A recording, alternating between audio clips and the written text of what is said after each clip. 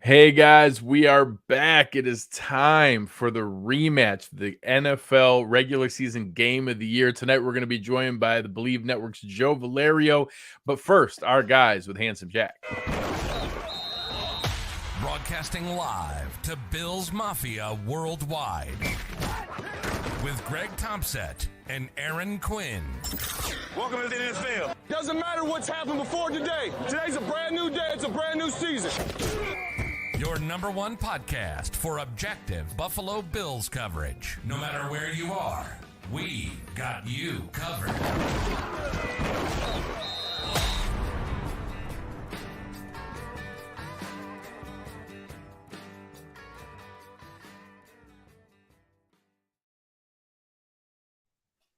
Good evening and welcome to the Cover One Buffalo podcast. You are joining your host, Greg Tompsett, along with my partner in crime, Aaron Quinn. Aaron, how we doing?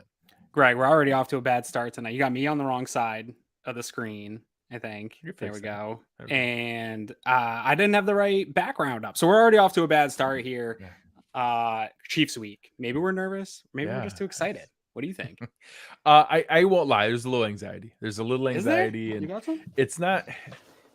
It's weird. We'll get into Let's it talk to Joe during the show and go through it. It's weird, but you know that's the reason that we're here. We've had great discussions the last couple games. You guys know him. You remember him from his days playing in the league, and now talking about it on the BLEAV Network. Our man Joe Valerio. Joe, how we doing, sir? Greg, Aaron, great to be back with you guys. I've been, look. NFL players, just God's honest truth. I lived in the Marty Schottenheimer eras, and his mantra was, the most important game is the next game. Mm-hmm.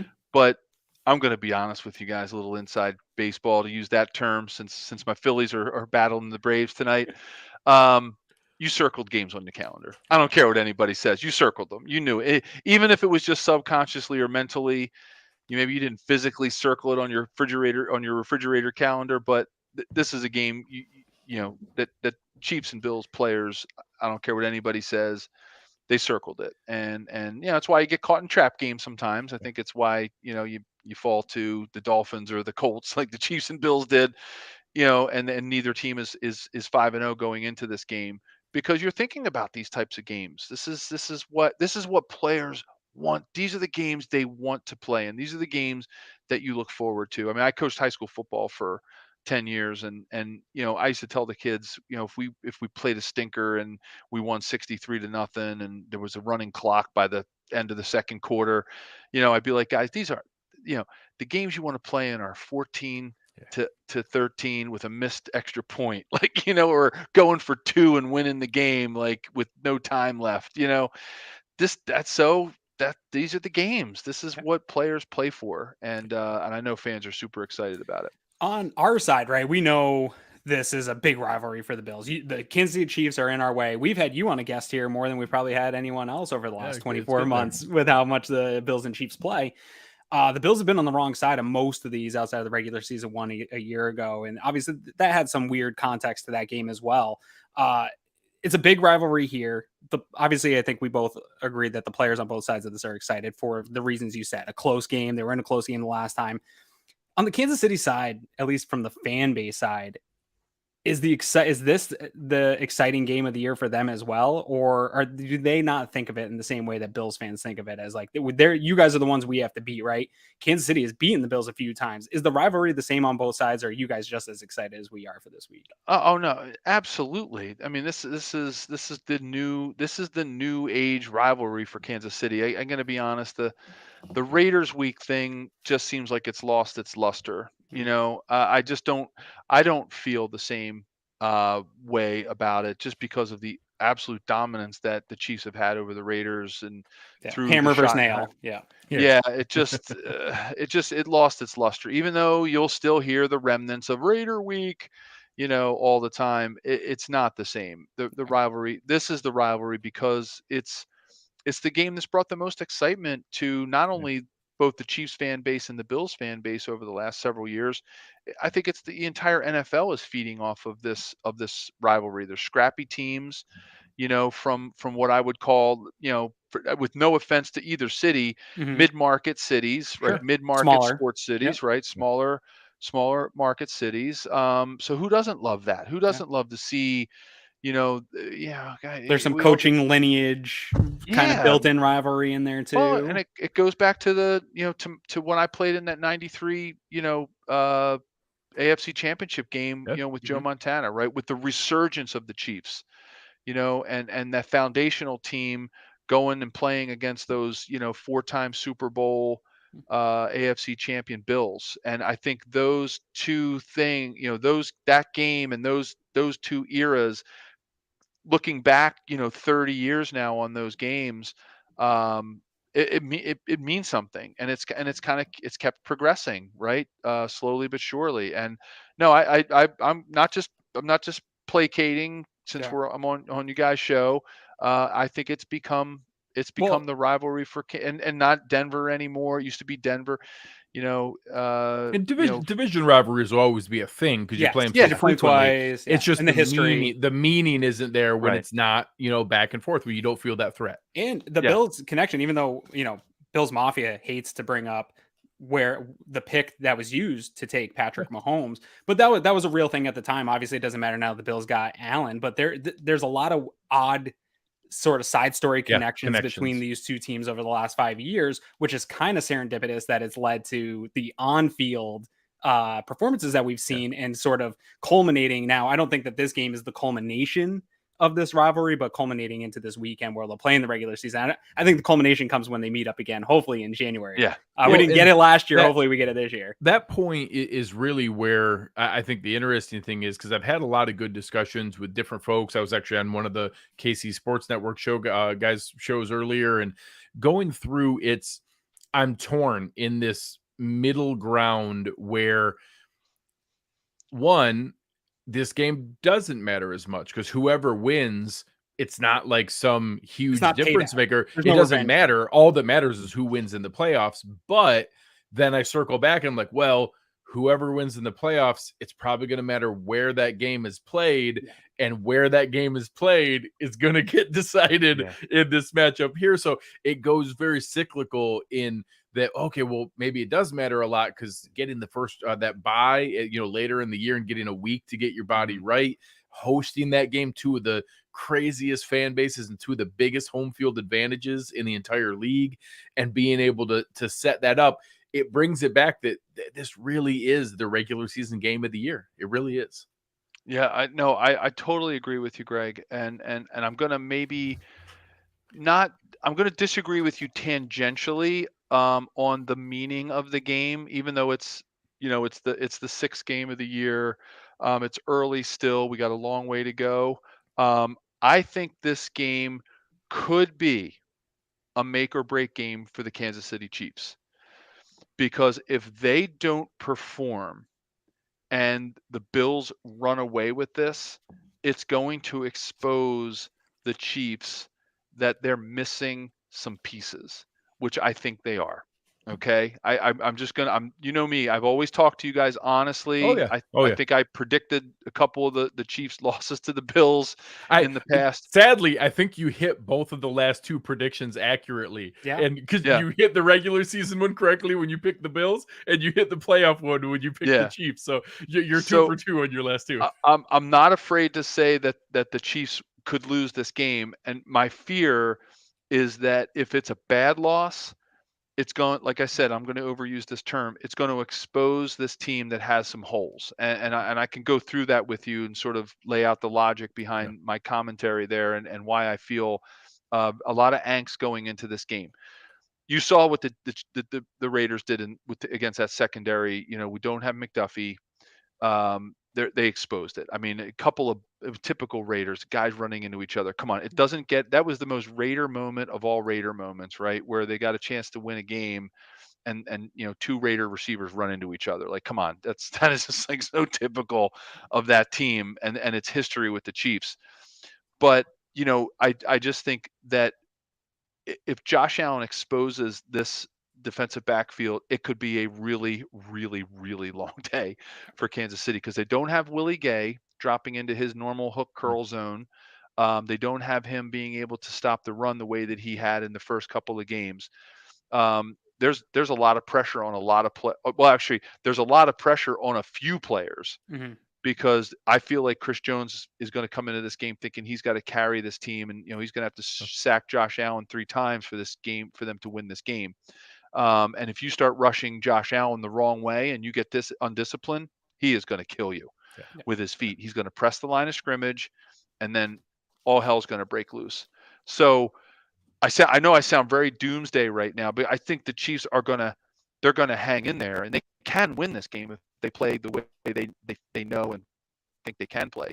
But my fear is, again, going back to my original comment, Greg, why I was like politely disagreeing with the meaning of this game. I think this has huge implications for the Chiefs, much more than the Bills, because I think, all right, let's put. So, all right, let me go through a couple more of the things I'm really worried about. The offensive line, the Chiefs' offensive line, they're struggling right now. They are they're not consistent. They're not feeding off of the run game with Clyde Edwards-Helaire and Isaiah Pacheco. They're not giving each other the confidence to really jam the ball, and that's not working right now. It's too inconsistent. If they decide, go ahead, Mike. Sorry, yeah, your mic's a little messed up. It looks like it sounds like on my end here. And here, let's bring it back a little bit, because actually I want to talk about this, the defensive side of the ball on the Bills offense versus this Kansas City defense. Did that work better for you, Joe? Are you plugged back in? Wait, I can't hear you now at all. That was maybe... it's just muted. Okay. I was gonna say, maybe you shouldn't have taken my advice. Man. Terrible advice. I think just gotta. Yeah, I think if you unplug it and plug it back in, but we have to unmute it still. Yeah, it should be good. I can't unmute the guest, so Joe's gonna have to figure that one out over there. Sorry about this, guys. Should be an option down at the bottom of the screen. But we'll go through it. Some of the matchup pieces here. No, we don't gotcha. Oh, he's unmuted, but the mic's not working now. Yeah. Shoot. All right, we'll play with it Technical here for a difficulties here. Yeah, let Joe mess with that. There we go. How's that? Nope, can't hear you. Bummer. We'll try one more here. Yeah, and then we might have to keep going with this segment, Joe. But anyway, so while Joe's messing with that mic, I agree with him. I was looking up, my assignment for this show was doing the Bills offense versus the Kansas City defense and getting ready to talk to Joe about that. And to me, what stood out obviously was exactly what Joe pointed out is this defensive secondary is not what we've seen. Like, the Kansas City Chiefs have struggled in the secondary over the past couple of years, but they've been able to sort of patchwork it together. And you had Honey Badger back there as this sort of dynamic chess piece player that you kind of always had to monitor where he was on the field. And they had used Sorensen as kind of an excuse. You're like, oh, well, he's gone, so he should be better now. Although Thornhill's a little bit of the new Sorensen. Thornhill's fine. And Justin Reed is a legitimate upgrade over... he's a legitimate upgrade over Daniel Sorensen, but I expected it to be a bigger impact. It is not. And Justin Reed's a player that I like a lot, but I don't think that he is talented enough to necessarily lift that entire unit. I do like Trent McDuffie. I think he'll be fine. Although I wouldn't. Kansas City fans here, let's bring Joe back in and see if he's back. All right. How any luck better? No? I can't hear him. It's a little better. We can hear you. It's a little distant, so it might be a little quiet for some of the listeners, but we could try for a little bit. Okay, sorry about that, guys. I've never had this problem. I've been on. No, that's all right. The mic was crackling in and out. It happened to me actually last week, and Greg almost kicked me off the show permanently, but I was able to recover from it. You got the mic on, or better? There we go. We got him back. I think. All right, I didn't panic. All right. So beautiful. Joe, we're gonna catch you back up to speed here. Sorry to jump right back podcast in. Listeners about our technical difficulty. There, it's live. It's like live TV. Anything can happen. Hey, it's you just got to go with it. You let up 2 or 3 sacks in a game. You got to keep playing. Oh wait, that never happened to me before. So I don't know anything about that. Yeah. All right, so I was talking, you brought up a great point because I've been studying this side of the ball, the Bills offense versus the KC defense, and you're right that we'll start in that defensive backfield. So what I was saying to Greg when you were off was, over the last few years, this hasn't necessarily been a strength for the Kansas City Chiefs on the defensive side of the ball in general, and especially the DBs haven't necessarily been a strength for them. Honey Badger leaving, I think, is a big one because that was that chess piece. You could kind of move around the field, cause confusion. He's a ball hawk type player. He's going to make plays. You don't really have that type of player to kind of try to stay away from and know where they are on the field at all times. I think L'Jarius Sneed, probably in the blitz game, you got to know where he's at because he can come off that edge real fast. But somehow leading them in sacks from the he's done a good job in coverage this year too, but I don't know that I believe in Sneed yet as a guy. Like, I got to stay away from him or he's going to lock the slot down. But what was a really interesting one is I love diving into DVOA by Football Outsiders, and the Kansas City Chiefs are giving up the most to number one wide receivers in DVOA. And that, to me, is a tough week to be facing Stephon Diggs, who even when your team's good, I don't think he's a guardable wide receiver with one person or even bracket coverage in most scenarios. So for Kansas City, I will talk about pass rush and get into Josh Allen in a second. That's hard to do in itself. What are you expecting from this secondary and Fenton, Watson, Sneed, and these safeties, and how they're going to contain Stephon Diggs, Gabriel Davis, and Isaiah McKenzie, and now the Shakir coming on? Well, it's a great, Aaron. That's fantastic insight, and I think the way they're going to stop Stephon Diggs is by not allowing Josh to move around the pocket. They're going to have to turn Josh into a drop back quarterback, and I know he can do that. He's not he is a trained drop back quarterback. Don't get me wrong. I'm not saying he is one of those players that is a running back in a quarterback's body, because he's not. He's a quarterback, and I think that's really one of his strengths. Is that's the way that he is. But the Chiefs are going to have to rush him. Mike or Joe, but your mic is still. Yeah, I don't know what happened, man. What we'll have to do, we'll have to give it another shot in one of our upcoming times we're back for the playoff game. We can try it again. Sorry about that, time. Yeah, I'm not sure what. Sorry, guys. No, don't worry about it. No, not your fault. This kind of stuff, it certainly happens. It's not a problem at all. Okay, apologize to the listeners. My bad. So don't worry about it, Joe. But going to be a great game. Everybody enjoy. Yeah, appreciate it, Joe. Take care, man. So I think we'll still go through some of the pieces. We can do it. I can be Joe. Yeah, well, and obviously we both prepared for each side of where it is. So as you go through, I'm curious, what did you think that they were going to try to leverage? Is it the old Belichick thing where you try to put Sneed on Gabe Davis and you maybe bracket Diggs, because it's kind of what they tried to do in the playoff game, and then all of a sudden Davis ripped them apart? Do you try to bracket both of them and just say, hey, if Dawson Knox and Khalil Shakir and Isaiah McKenzie beat us, God bless you? Like, I don't know what they're going to try after what we saw in the playoff game didn't work. Yeah, this is where it would be nice to have Joe on, because I might get a little bit too cocky and confident on here without. So, because I honestly, I don't know that it matters, right? Like, I think if Sneed's not, to me, going to line up on the outside and play with Gabe Davis and try to take Diggs away and then do that. I don't think that's going to necessarily be the case. And also, I think Diggs lines up enough in the slot this year where I don't think that you can rely on, hey, we're going to just kind of follow a bracket coverage and try to eliminate Diggs, because the Bills will just move him around and try to find ways to get him the ball. And so I really think Spagnuolo is a very good defensive coordinator. I think he's going to dial up a bunch of different kind of confusing looks, try to work the pass rush with the coverage, and try to just get Josh Allen to make some mistakes, try to get some of that interior pressure, get to him with Jones, fluster him.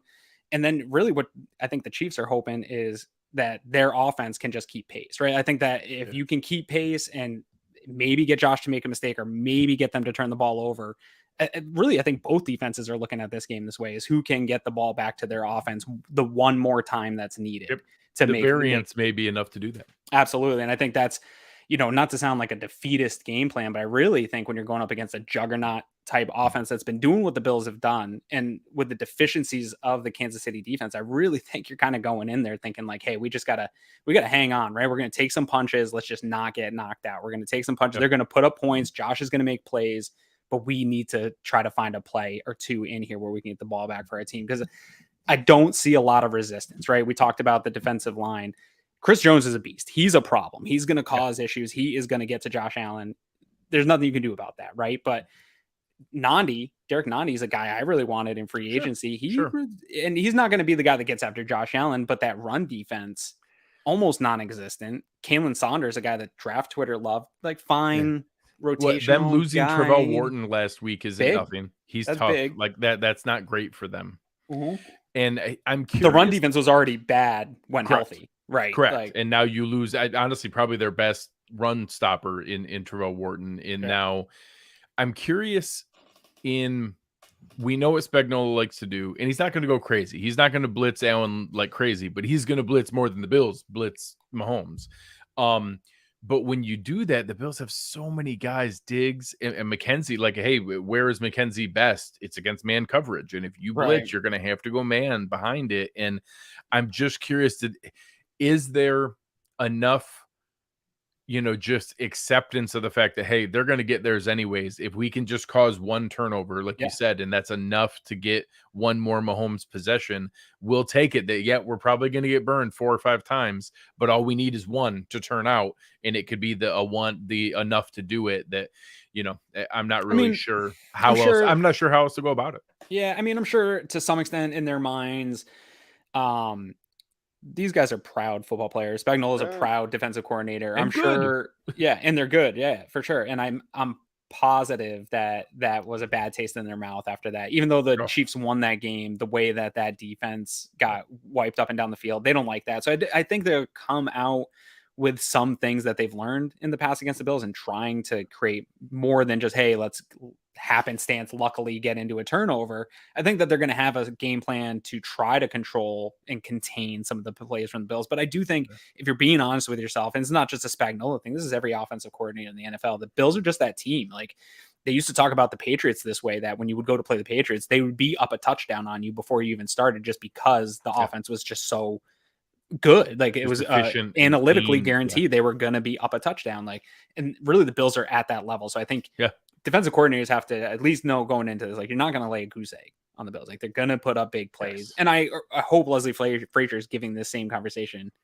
to the other side of the ball when we get over there. But on this side of the ball, I just think the guys that they had, the names that they have outside of Chris Jones, because he's playing up to his name. Frank Clark's not playing up to his name.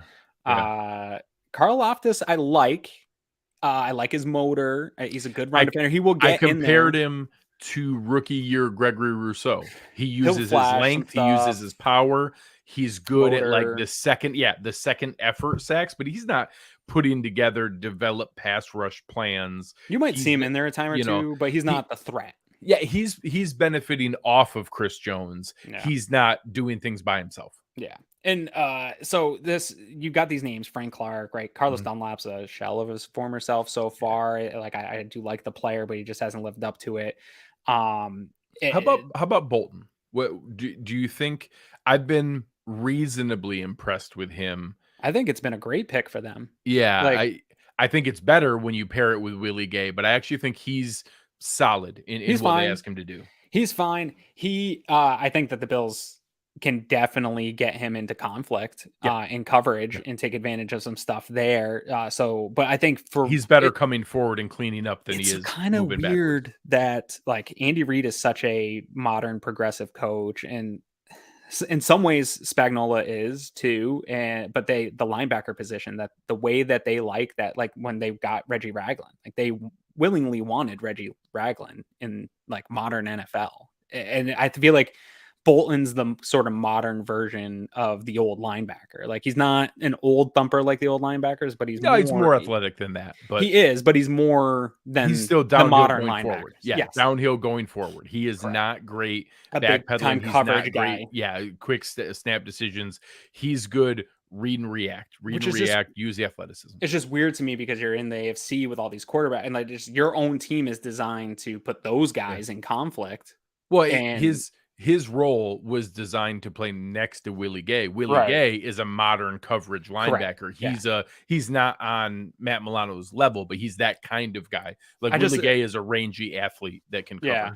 I just would assume with you're in the building with that type of offense, that you would take maybe the approach the Bills have, which is you'd want two of them. You'd want two of them. So I do like Bolton, but I do think they're really at every level of this side of the ball. I just think there's opportunities for the Bills to take advantage. And I said it all week, and I think I'll say it really throughout this show. I think Allen and Mahomes are a wash. Mahomes could beat he could just come out and play to a level that can beat the Buffalo Bills, and Allen can do the same thing. So that's a wash there. But everywhere else, I think the Bills' talent suffocates Kansas City in most situations here. And so I think I just don't think they have the talent to match up. They have some names that aren't playing. Yeah. Oh yeah. We'll get to over. Let's flip over to you. Okay. Because I've run through the whole defense. I think this matchup absolutely favors. Yeah. I think this is the most off-sided matchup. Let's show that real quick, because it does, I think, really help show what the differences are here. And I know you put together the graphic for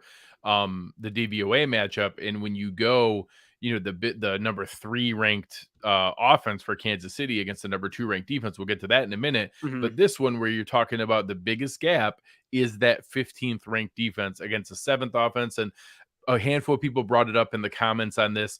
The Bills are a very artificially deflated 7th, because if Josh Allen and the offense had to play all 4 quarters and shootouts, they'd be number 1. Like, if you could cap it at like, hey, what's the offensive DVOA when Josh Allen had to keep trying in like neutral downs. If you just eliminated the stuff when they're at a 95% plus chance of win, they'd be the number 1 DVOA offense. The run game hurts quite a bit too, because that's they're 30th. They've been hanging out at like 31st so far this year. But the offensive pass is 3rd, right? And so that's what matters in this matchup, right?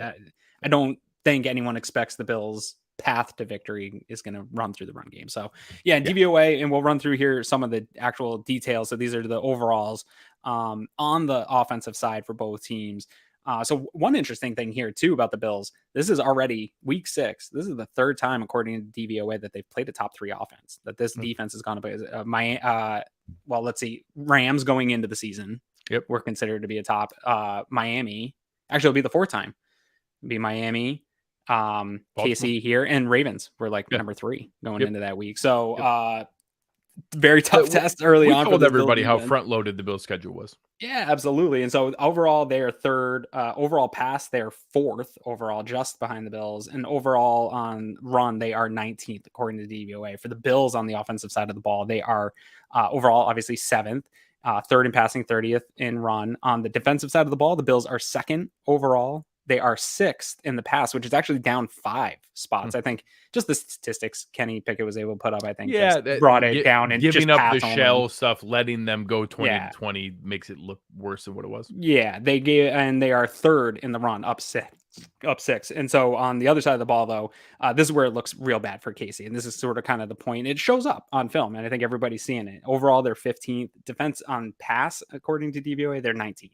And I think they'll probably slide back here a little bit. Below average in a game after playing the Bills is going to make it worse. It might make it worse. And then on defense, they are 8th. So not terrible on that side of the ball on the run. But again, that's not what this matchup's all about. And then real quick, last one is special teams. Bills are 8th and Kansas City's 20th, which who knows? Maybe that'll rear its head. Yeah. All you need is a little bit there to be able to help and go through. And flipping it over, DVOA showed this was the exciting matchup. I think I got lucky on this week's matchup. Strength on strength. The investments that the Bills made, this is where it's going to pay off. And I do think we're going to see a mostly healthy unit. We're going to see Tremaine Edmonds back. We're going to see Jordan Poyer back. We're going to see Jordan Phillips. We're going to see Ed Oliver. Obviously, we already saw that Trey White started his recovery to come back, but we're not going to have him for this game, but that he is going to be back very likely for Green Bay. No guarantee yet. Going through, it is different. The previous matchups, obviously you had the heavy gravity that Tyreek Hill had on the field and what they were able to do. And although they had good plans for him, obviously the end of that playoff game, you saw that athleticism and crazy game-breaking speed come up, and that's how it worked. Now, I'll ask you, do you think the plan that the Bills had, where they've already played a team with a really strong offense where the number one target was a tight end, and they were able to control Mark Andrews pretty well. Travis Kelce isn't Mark Andrews. Lamar Jackson certainly isn't Patrick Mahomes. Yeah, right. But I honestly kind of expect a similar approach where I think they're going to try to really focus on Kelce and see if the scheme can address that, where you don't have the threat of Tyreek Hill the way that you used to, where you had to pick your poison. So I wasn't really prepared to talk about the offense side, but I will get in here with you because I think I agree with you that, like, if I'm making a game plan, it's that, right? Let's try to find ways. And really it plays to the Bills' strength in the middle of the field with your linebackers, like we talked about, on the rangy linebackers, and Jordan Poyer getting involved in that coverage as well, on maybe some Damar Hamlin, Taron Johnson type stuff. I think it plays a little bit to your strengths of the defense, and not having the speed threat of Tyreek Hill is real. I think the only problem with that is that, and maybe you could speak to this and haven't watched it, I'm so impressed with the patience of Patrick Mahomes and this offense this year, and just being willing to dink and dunk down the field. It's just, years past, he will kill you with drives like that, but you could just tell he was itching to push the ball downfield.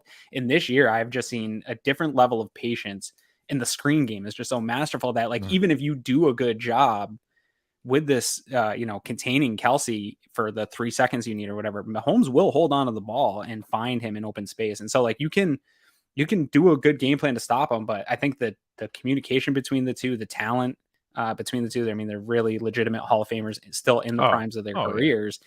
They're going to get some on you. So I do think that's the game plan in terms of there's not as many options to have to take away now, but the patience of this offense and the willingness to run the ball and spread the ball really tests your game plan in a lot of ways. Well, and it comes back to what another big topic was going to be during this segment, was on that Chiefs offensive line against the Bills defensive line. And the reason he's been able to be patient, the reason we've seen things differently, is before he wanted to go downfield, he wanted to take shots, but he also kind of had the excuse of constantly needing to break the pocket because they couldn't protect him. So he was always having to ad lib and scramble and make things. And now that they've kind of filled a lot of those gaps on the offensive line and put together such a strong offensive line, now they're going through and in a position where they're going to give him the option to be patient and to go through his reads and to check down and to be able to sit there in the pocket, being able to pick them apart. And that's ultimately where this game's going to be decided, in my opinion, is can the domino effect, you added a dominant talent like Von Miller, he's producing at that level, the number of pressures, getting home on 4 sacks in 5 games, helping Gregory Rousseau get home on 4 sacks in 5 games. The team is on pace for 54 sacks on the season. That's the kind of performance they need to be able to disrupt here. And they're going to have to do it against not only a talented offensive line, but a team that's very comfortable with condensed sets, chipping. We saw it last week. They had to go against Max Crosby and Chandler Jones, and they were in a position where they would bring Justin Watson in and chip. They would set they would use Noah Gray as a second tight end, or they would have Kelce in there and just that extra little chip, or making the guys have to go one more stance out in their gap for Von Miller or Gregory Rousseau to start out a little bit further. Each of that makes it a little bit more challenging to get home, or is going to make it more important for Daquan Jones, Ed Oliver, Jordan Phillips to be able to go through in the interior pressure. And to me, that's where this is going to be decided. I think the Bills have an advantage on offense. I think short of the variance that Spagnuolo can bring in being able to cause pressure, to create a turnover, get a sack that ends a drive, get a strip sack fumble, that's what they're going to be going for because they know they can't shut them down. The Bills, the Chiefs haven't quite been as electric as the Bills have on offense. They've been good, but not their previous stratospheric level. That they have had some 3 and outs. They have had some games with some punts where they've needed to go down, and some of the overall numbers look closer because the Case Keenum 3 handoff offense has kind of muted what some of the actual efficiency is.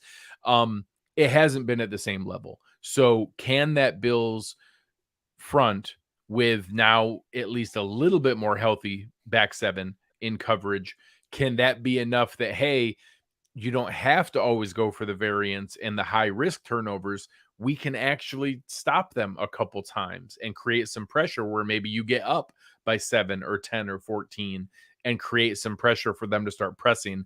And I think that's going to start and be decided with the Bills D line against that Chiefs O line. Yeah, I think this is a tough test for the D line in a number of ways. This is a physical unit. I'm actually very impressed with how they were able to turn around. That was a big problem 2 seasons ago for the Kansas City Chiefs, and in 2 years have really you splurge on a signing. 2 splurge signings where you do Orlando Brown and Joe Tooney, and then hitting on 2 draft picks. Humphrey's huge, and having Humphrey and being able to hit on Trey Smith, who we'll see if he stays healthy, but when they're healthy, adding in those 4 pieces is ridiculous to add that kind of talent. Yeah, and so good on them. And Mahomes, in the same way that Allen is actually very difficult to rush. Like, it's not in the same way Lamar Jackson is with keeping your contained lanes, but you can't just pin your ears back and go take wide rush angles. Like, you can't give him spots to step up in. You can't allow him to escape the pocket, because that is like Allen, and we've seen it against the Bills where he's so dangerous when he's elusive and out and going and create, allowing those guys to sort of run free. That's where the danger happens. And so, yeah, I do think they got guys that can get there and get back to him, but it's you have to really stay disciplined in a game against the Chiefs, and they make it very difficult with a lot of the screen game they do and a lot of the other stuff they do to just kind of always keep the defense on their heels. The window dressing stuff where they show you something that it looks like it's going to be this and something else.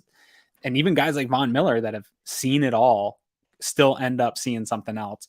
But I agree with you. I think it's there. I want to get your take a little bit on this run game, because when I was watching the Chiefs, even though the DVOA isn't great in the run game, we know Andy Reid's probably going to come out and throw 30 times to start the game anyway.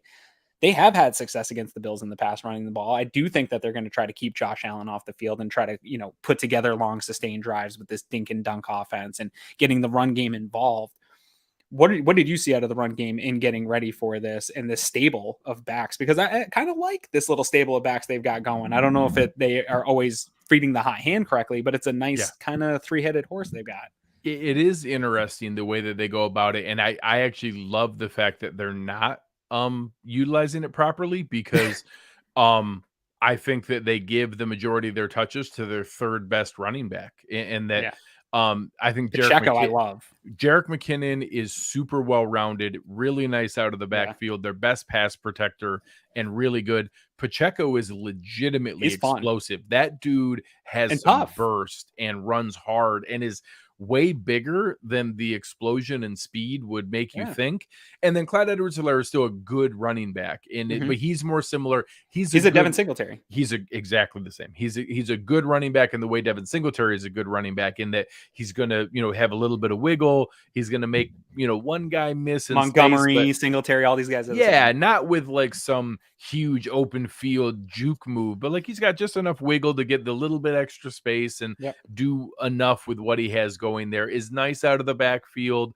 But the way that they rotate the 3 of them and use them, they are weapons in the way their offense works. And, I certainly would be fine if they continue to lean the way they are, because Pacheco has the potential to take it to the house when he gets going. And, I think they don't have those same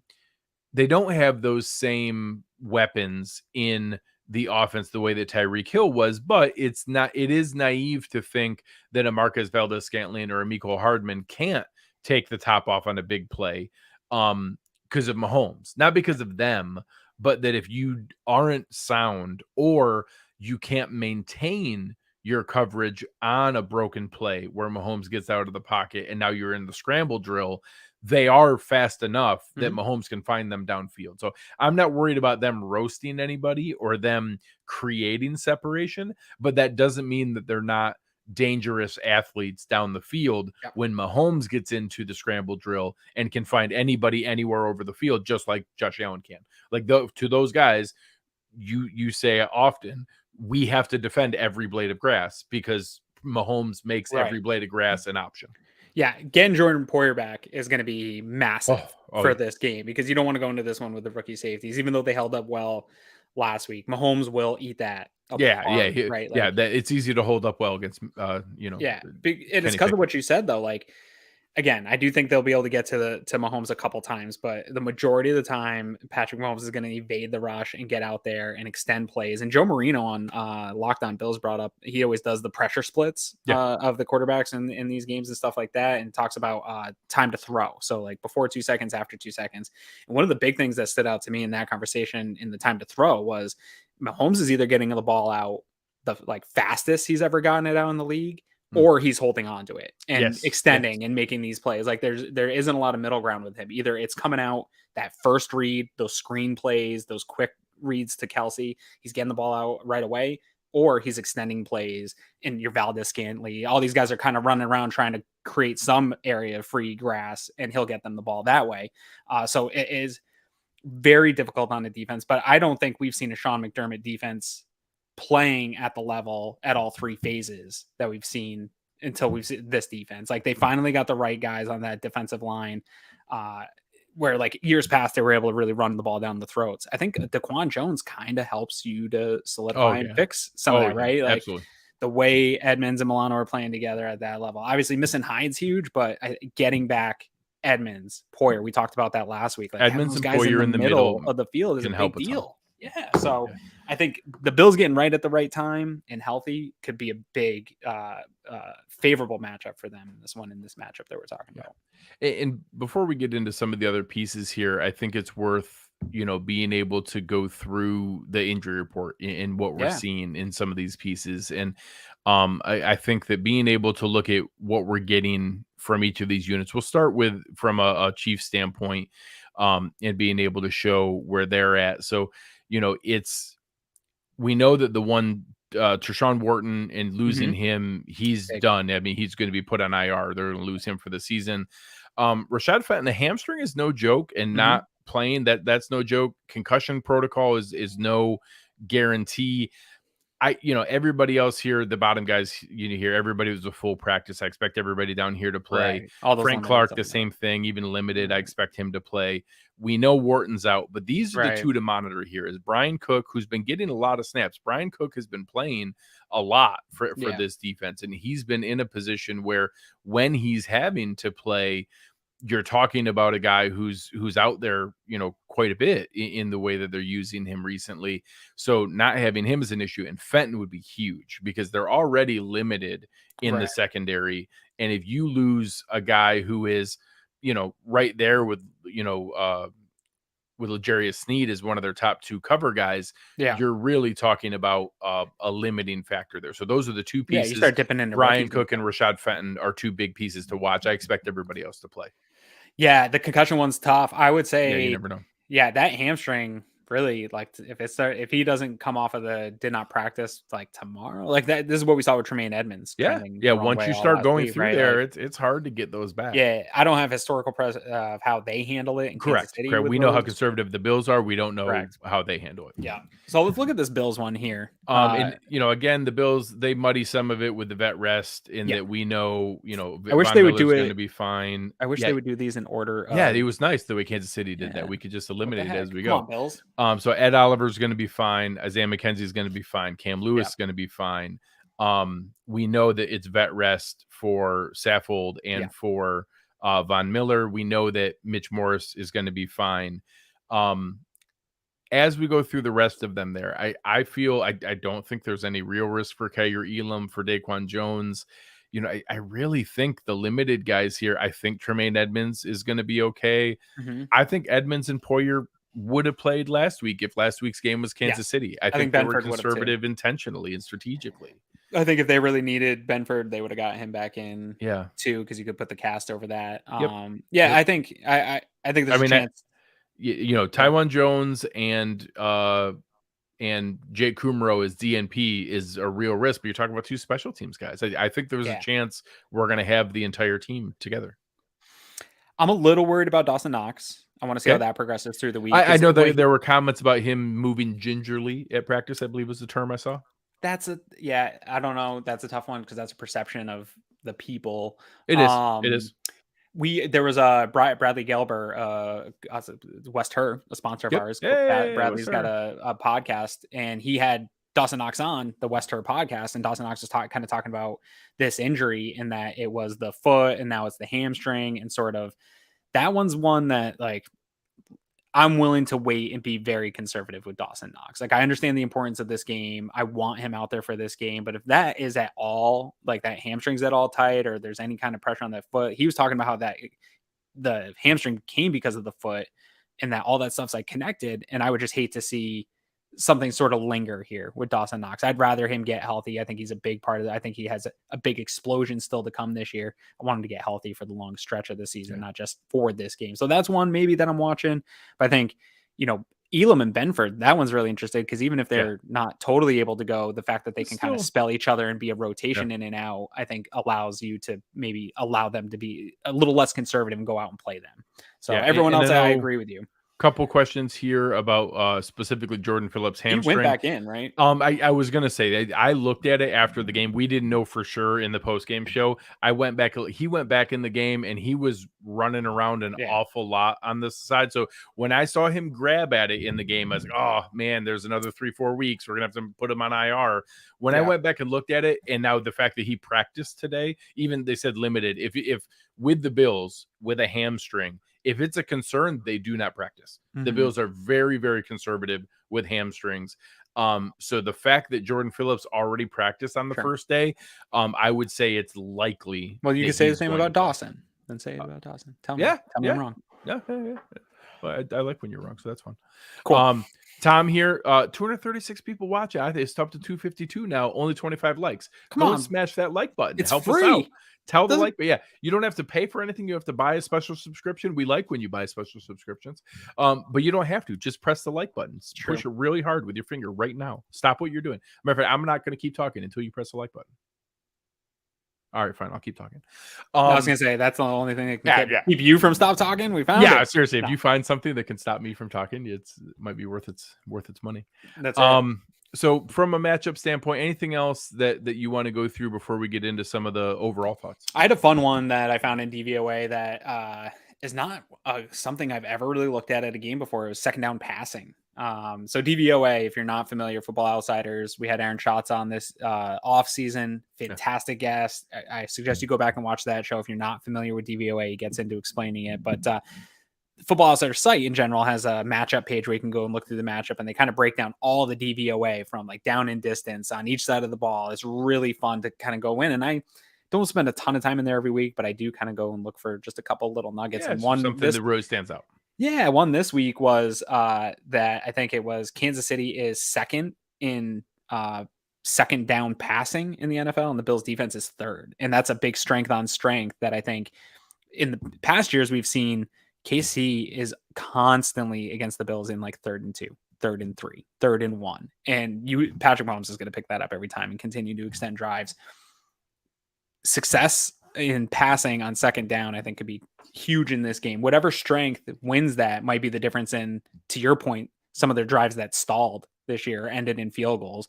I think keep an eye on those second down plays. If they can, if KC gets over on the Bills side of the field and they can stop them on a second down and get them into the 3rd and long, that's where you keep them in field goals. That is how you get that offense off the field and allow Josh Allen to get a lead on them. And so that's one that I'll maybe be keeping an eye on that I normally wouldn't. Second down, is just part of it. But usually we're talking about 3rd downs as the big thing. But both these offenses are super good on 3rd down. So that's a hard one to really split hairs on.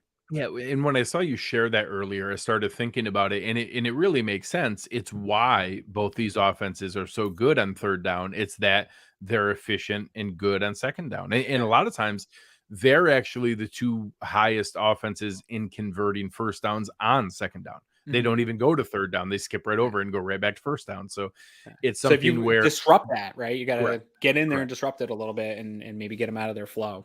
Yeah. And the interesting part's going to be, they get a lot of that in the run game and the screen game. They're able to get those not chunk plays, but able to get those 6-7 yarders that get Does it anyone to 3rd and design a easy. screen better than Andy Reid for the last 20 years of NFL? So it's like good.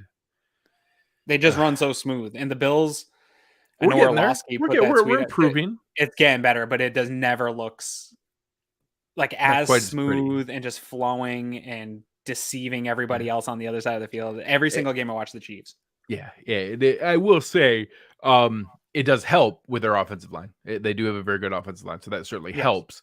But a lot of it is the design. It really is. Yeah. In that, I'm curious how they're going to be able to, some of it you do have to pick your poison. Like, because if you put the extra attention and energy into, you know, into Kelsey, all of a sudden you don't want to let the Juju Smith-Schusters and the Miko Or Hardmans and McKinnon. and McKinnon out of the backfield. And heck, even their second or third tight ends, they use Noah Mhm. Gray and Justin Watson a lot. And they're sneaky in the way that they use. Matter of fact, they have more tight end usage than any team besides like Cleveland and Baltimore, who are the run heavy version of it. From a pass standpoint, Right. they use the tight end more than any other passing offense in the NFL. So it's going to be interesting. We had this the other direction with Baltimore. Here it's not a question, because them bringing in tight ends, you're not really worried about them running the ball, so we can just stay in our regular nickel anyway, so there's not the risk of needing to bring the guys in. But it doesn't mean you don't have to have good discipline and don't have to have the scheme and ideas ready of who's covering who when they have 2 and 3 tight ends on the field.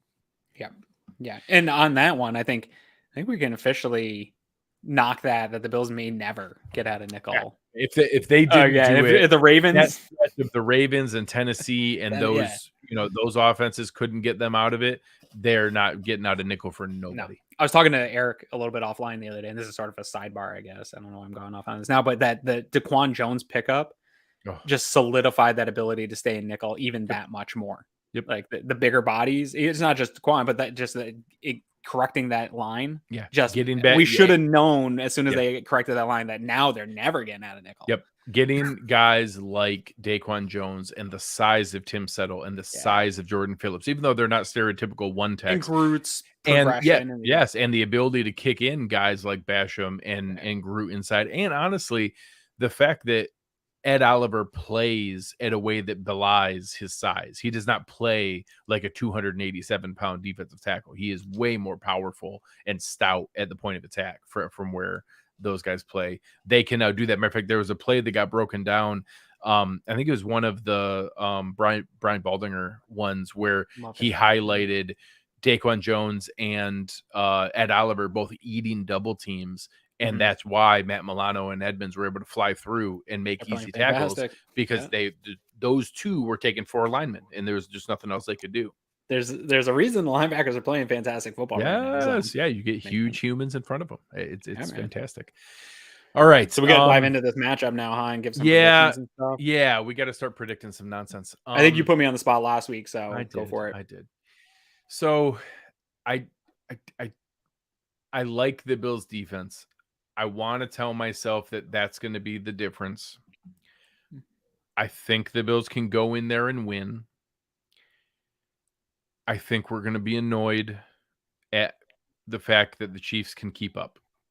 And I think that we get one more stop than they do, but I think this is going to be one of, not to the degree that the end of that playoff game was, which was absurd how they were going back and forth, but maybe the earlier part of that playoff game where it was still a fair amount of movement and a fair amount going back and forth. I think, they somehow have the Bills as a favorite. It's the first time Patrick Mahomes has been a home underdog in his entire career. They have it at depending where you look, 52.5, 53 as a over under. I think it's going to go a little bit over, and I think we're going to see Bills 31, Chiefs 27, and I think it's going to be back and forth. I think it's going to be one where I think we can have a little bit of a lead. I think the Chiefs are going to come roaring back. Andy Reid is a famous halftime adjustment guy. I think he's going to test the numbers we've been putting up in the third quarter and in the second half. I think the Bills pull it out, but I think it's going to be stressful and a lot of anxiety. And I've got Bills 31, Chiefs 27. Okay. I think we're close here. I'll go ahead and my score prediction for this one. I got the Bills winning 34-27. Okay. Close. I wanted to go higher on this, Greg. I really did. I dialed it back before this. So I'll tell you why. I think this is the worst version of the Kansas City Chiefs that Sean McDermott and the Buffalo Bills have seen. In 2020, they were much better than the Bills, and it showed in that Yes. AFC Championship game. Correct. The Bills were a little bit outclassed in that game. 2021, I think the Bills caught up, right? Yeah. Like they won the regular season game. And we beat a lesser version of them in the regular season. But they still won. It won. The healthy version in the playoffs was a better Chiefs team the second time. Yes. And it was, and they were even with them. Yep. Right. Like Yep. the Chiefs were not the better team. They ended up winning the game, and there was a big collapse at the end of the game. You can talk about that however you want, but the Bills stayed even. They stayed on par with that team. And I think now you go into this year, the Bills mostly kept the crew together and gained in a lot of ways. We just talked about on the defensive side of the ball. It's looking a lot better. I think that Josh Allen has only gotten better since the last time they saw each other. This team has only gotten better. I think the Bills have surpassed the Chiefs in terms of on paper going into the games. This is a better Bills team than the Kansas City Chiefs is. And that's the first time in this matchup in the however many times they've played in the McDermott area that I can truly legitimately straight up better say, yeah, this roster top to bottom is the best. And I believe, obviously I said it earlier at the top of this, Mahomes is Mahomes and he's got Kelsey. And so at any point they could, like you said, this could be annoying and they could be close. They could win this game. I'm not saying that. Like Mahomes can take off at any point and beat any team in the league. But Allen kind of offsets that. Like they offset each other a little bit there. And so then I look at the rest of the rosters and I do think that I just keep saying, I think the Bills roster ultimately suffocates this team. I think just there's too much talent in all three phases of the game. I think special teams will come into play in this game a little bit.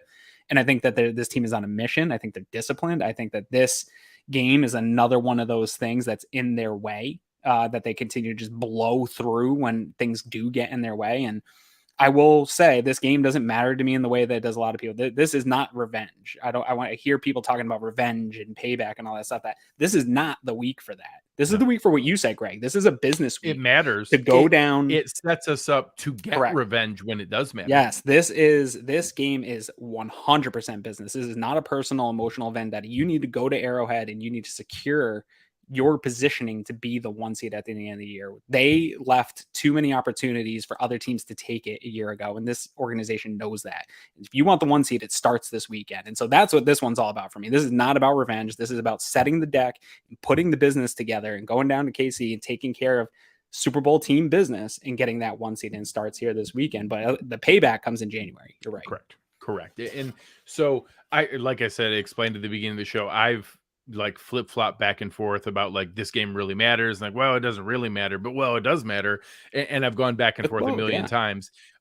It does matter. Now ultimately the team that wins this game, there is no guarantee that means you're going to win in the playoffs, and all that matters is winning in the playoffs. However, the team that wins in the playoffs will have a significant advantage if it's at home. And will have maybe even, dare I say, a bigger advantage than the home field advantage is that first round playoff bye. There's only one bye.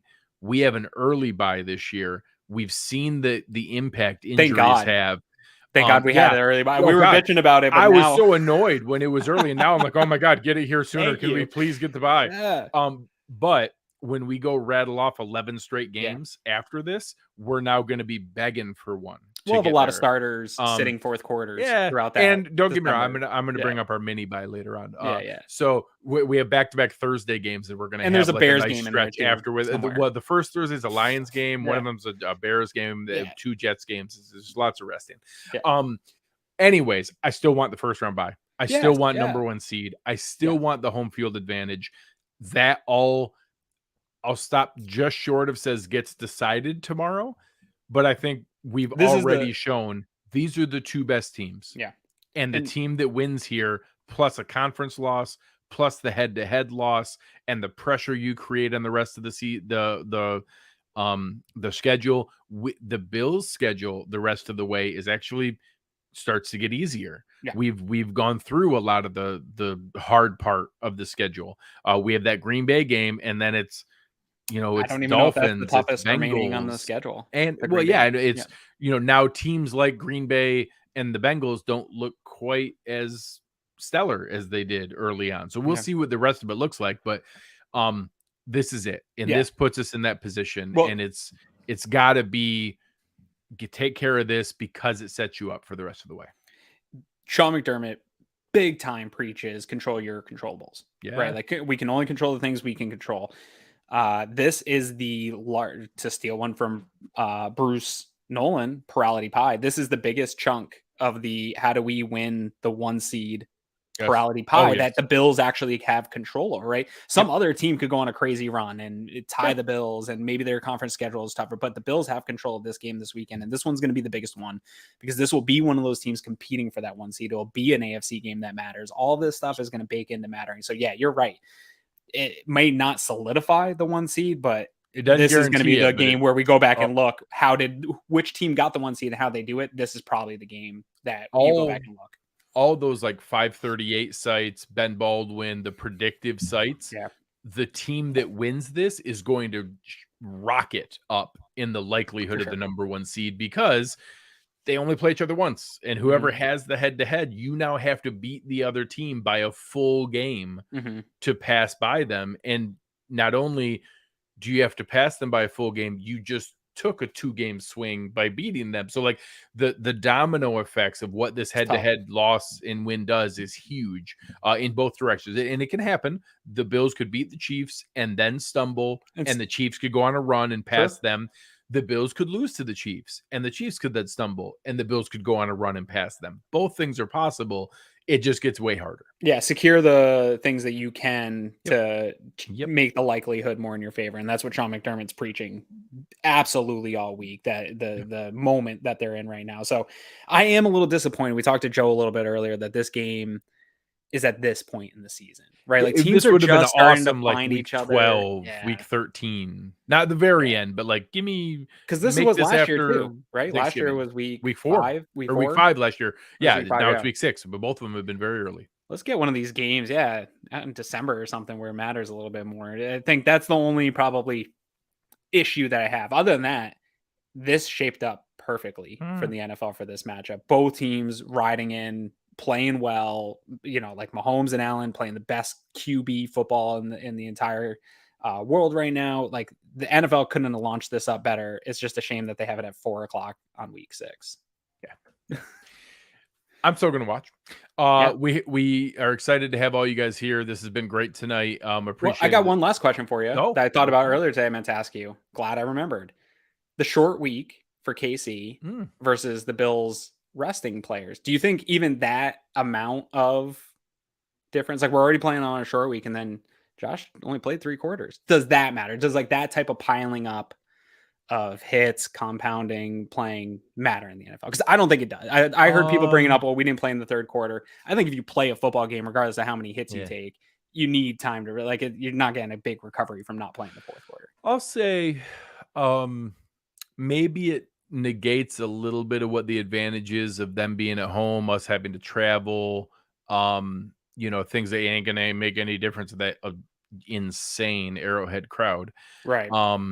So, I don't know. I think that there's something there, like how much to value it. I don't know, but losing a day and a half, because going from a day game to a night game plus the day after. So Sunday at 1 versus Monday at 8 is a big difference in being able to go those 31 hours later that they were getting done. But they also get to stay at home, and the Bills now have to travel. So you had a travel day in there.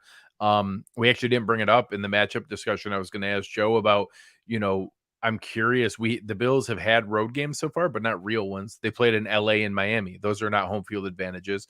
We saw one home field advantage Miami had with freaking 120 degrees on the field. Right. But not from a crowd standpoint. We haven't had to worry about, crazy silent counts, Josh not being able to even make audibles, using hand signals. Arrowhead is just insane. Arrowhead's the only one though that I'll acknowledge, like, maybe it's a better home field advantage than Buffalo. Like, it is so insanely loud in there.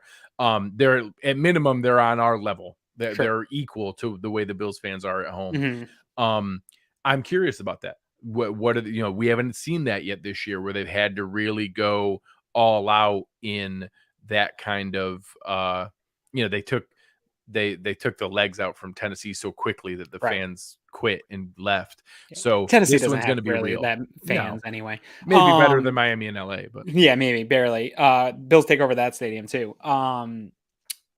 Yeah, that one's a tough one for me because actually, the more I look into Josh Allen, I think he performs better like on third down, under pressure. Like, why do you think he's so amazing in every primetime game? Right, He that's what I'm loves saying. the Like, he stress and the pressure and attention. The more the merrier. Look at the game he had in Arrowhead in the most pressure situation ever, is the most perfect football game ever. So that I'm less worried about, but maybe with some of the other guys, some of the newer guys that haven't experienced Arrowhead, you could get some Khalil Shakur, overwhelming for them. New offensive line, sure, for sure. Just a thing that I was debating. I'd love to experience Arrowhead someday. So it's funny. My...